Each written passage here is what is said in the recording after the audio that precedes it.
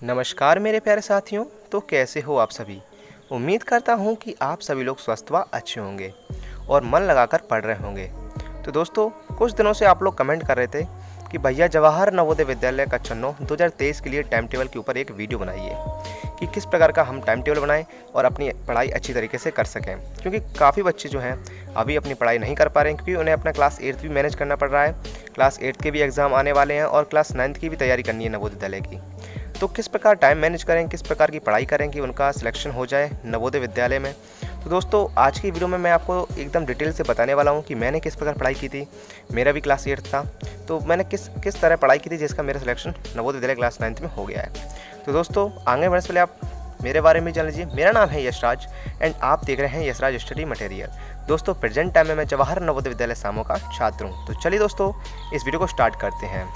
तो दोस्तों, सबसे पहले मैं आपको बताना चाहता हूँ कि नवोदय विद्यालय क्लास 9th के लिए पढ़ाई किस तरह करें। टाइम टेबल को हम बाद में बताएंगे। सबसे पहले पढ़ना ज़रूरी है कि किस प्रकार आप लोग पढ़ें कि आपका सिलेक्शन नवोदय विद्यालय में हो जाए। देखिए, जिस प्रकार मैं पढ़ता था उसी प्रकार मैं आपको बताना चाहता हूँ। देखिए, सबसे पहले आपको क्लास 9th के लिए नवोदय विद्यालय स्पेशल आपको बुक लेनी है। अरिहंत की आप बुक ले सकते हैं, अग्रवाल एग्जाम कार्ड की बुक ले सकते हैं। तो आपको एक साइड बुक तो लेनी ही लेनी है, क्योंकि थोड़ी उसमें कुछ एक्स्ट्रा चीज़ बताई जाती हैं। देखिए, सबसे पहले आपको अपना क्लास 8 पर फोकस करना है, क्योंकि जो क्लास 9th का एग्जाम होता है नवोदय विद्यालय का, उसमें से सब कुछ क्लास 8 का ही आता है। बस थोड़ा एक तो लगभग आपका 10% जो है थोड़ा एक्स्ट्रा ले लिया जाता है, थोड़ा उसका लेवल हार्ड हो जाता है। आपका क्लास 8 का ही बेस होता है। तो अब आप किसी भी बोर्ड के हों, या फिर आपका सीबीएसई बोर्ड हो, यूपी बोर्ड हो, ठीक है, स्टेट बोर्ड हो, आपका कोई भी बोर्ड हो, आपको उससे कोई मतलब नहीं है। बस जो क्लास 8 की जो आपकी किताबें हैं उसमें एक ही बात लिखी जाती है।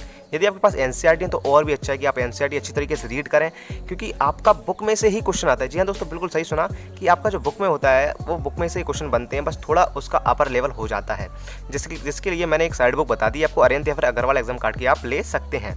देखिए, सबसे पहले आपको क्या करना है, अपनी क्लास 8 की साइंस और मैथ को खत्म कर देना एकदम अच्छी तरीके से, क्योंकि ये आपका बेस है। क्योंकि इसको सबसे पहले अगर आप लोग पढ़ लेंगे तो आप 90% सिलेबस क्लास 9th का नवोदय विद्यालय का खत्म कर चुके होंगे, क्योंकि क्लास 8 के में ज़्यादातर क्वेश्चन आते हैं।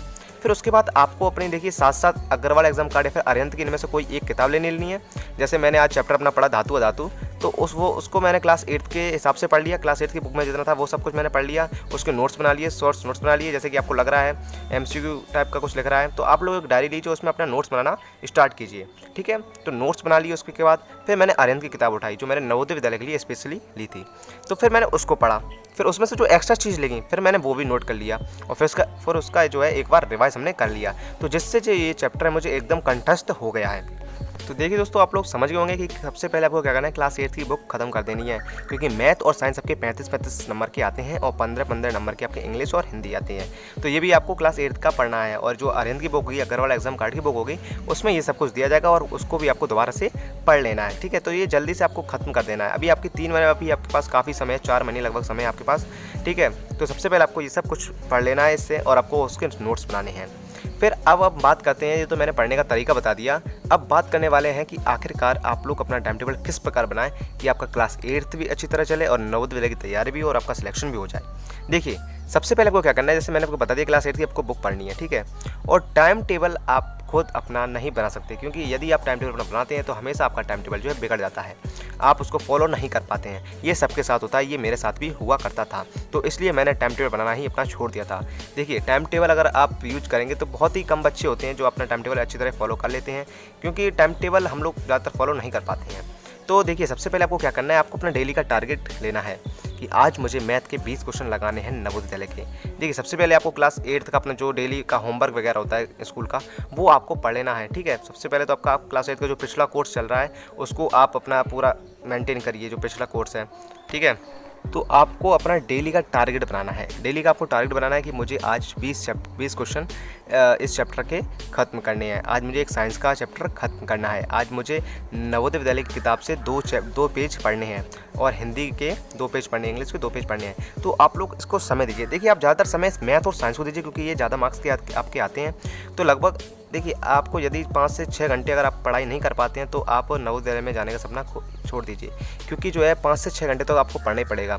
देखिए 1 घंटा आपको मैथ को देना है नवोदय विद्यालय के लिए स्पेशली, 1 घंटा साइंस को देना है और 1 घंटे में आप आधा घंटा कर सकते हैं इंग्लिश और हिंदी के लिए। तो लगभग 3 घंटे आपको नवोदय विद्यालय के लिए केवल देने हैं। अब अपना स्कूल का आप लोग कोर्स वगैरह जो कंप्लीट करना है, आपका जो आपका डेली का होमवर्क होता है उसको कंप्लीट करना है, तो लगभग 2-3 घंटे उसको भी देने हैं। तो लगभग आपको 6 घंटे तक पढ़ाई करनी है। यदि अगर आप 6 घंटे नहीं कर पाते हैं तो लगभग आपको कम से कम 5 घंटे तो पढ़ाई करनी ही करनी है, क्योंकि अगर आप उसको समय नहीं देंगे तो आपका कोर्स जो है वो पिछड़ा रहेगा और छूटा रहेगा, तो आप उसको सिलेबस को कंप्लीट नहीं कर पाएंगे और फिर नवोदय विद्यालय की तैयारी भी अच्छी तरीके से नहीं कर पाएंगे। तो दोस्तों मैं आपको बताना चाहता हूँ कि टाइम टेबल नामक जो चीज़ होती है उसको आप भूल जाइए, क्योंकि ये टाइम टेबल कभी भी फॉलो नहीं हो पाता है। आपको अपना डेली का टारगेट बनाना है और डेली के टारगेट के अनुसार देखिए आपका जिस टाइम मन अच्छा लगता है, देखिए आपको सुबह उठ जाना है जल्दी, अगर आप उठ पाते हैं तो देखिए सुबह उठने से पढ़ाई बहुत अच्छी हो जाती है। और आपको उठकर डायरेक्ट नहीं पढ़ना है, आपको थोड़ा बहुत इधर उधर टहल ले रहा है, फ्रेश वगैरह हो जाना है, फिर उसके बाद आपका मुंह धोने के बाद लगभग आधे घंटे बाद, उठने के आधे घंटे बाद आपको पढ़ाई करनी है, ठीक है। तो जिससे आपका जो है माइंड एकदम फ्रेश हो जाएगा, फिर उसके बाद अपना पढ़ेंगे अच्छी तरीके से, आपको नींद भी नहीं आएगी दोबारा। तो सुबह उठकर आप लोग अच्छी तरीके से पढ़ सकते हैं और आप लोग 6 घंटे कम से कम दीजिए। और टारगेट बनाकर, जैसे डेली का टारगेट बनाकर अगर आप पढ़ाई करेंगे, देखिए टारगेट बनाकर ही आपको पढ़ाई करनी है, क्योंकि टाइम टेबल किसी का फॉलो नहीं हो पाता। यदि आप लोग अगर टाइम टेबल बना लेते हैं और फॉलो उसको कर लेते हैं तो टाइम टेबल से आप पढ़ सकते हैं, ठीक है। और बस दोस्तों मैं आपको यही बताना चाहता था कि आप लोग अच्छी तरीके से पढ़ाई कीजिए। इस तरह मैंने बताया कि आपको क्लास 8 को अच्छी तरीके से पढ़ना है, क्योंकि वही बेस है, उसी में से ज़्यादा क्वेश्चन आते हैं। और क्लास 10 जो क्लास 9 की थोड़ी अरिहंत की किताब ले सकते हैं। नवोदय विद्यालय क्लास 9 के लिए एक अलग किताब आती है अरिहंत की, तो आप वो अपने ले सकते हैं, अरिहंत की ले सकते हैं, अग्रवाल एग्जाम कार्ड की ले सकते हैं और उसको साथ साथ पढ़ते रहिए। और आपको चिंता नहीं करनी है, आपको 5 से 6 घंटे आपको लगातार देने हैं और आपका सिलेक्शन होने की संभावनाएं बढ़ जाएंगी। तो दोस्तों आज की वीडियो में बस इतना ही। यदि आपको कोई भी डाउट रह गया और यदि आपको कुछ समझ में नहीं आया हो तो आप लोग कमेंट करके पूछ सकते हैं। तो प्यारे साथियों आज की वीडियो में बस इतना ही, मिलते हैं अगली वीडियो में।